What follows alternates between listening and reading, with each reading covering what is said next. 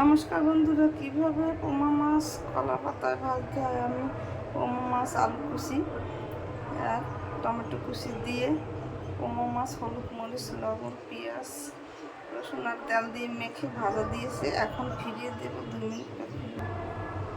তুলে নিয়েছি একটা থালায়। এখন আর একটা পাতা দিয়ে ঢেকে এইভাবে ঢেকে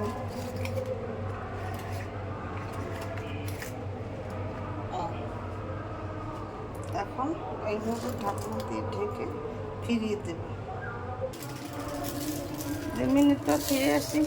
মাছ ভাজা ফিরিয়ে দিয়েছি। এখন 1 টেবিল চামচ তেল দিয়ে দিতে হবে।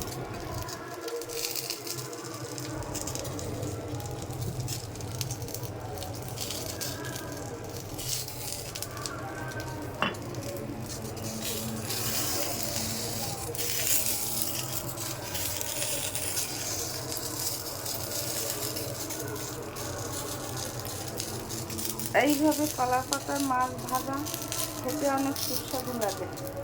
আপনারা এরকম তৈরি করে খেয়ে দেখবেন।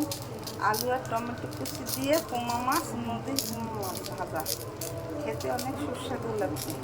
আমার ইউটিউব এবং ফেসবুক চ্যানেলটা লাইক কমেন্ট শেয়ার করে পাশে থাকলে ধন্যবাদ।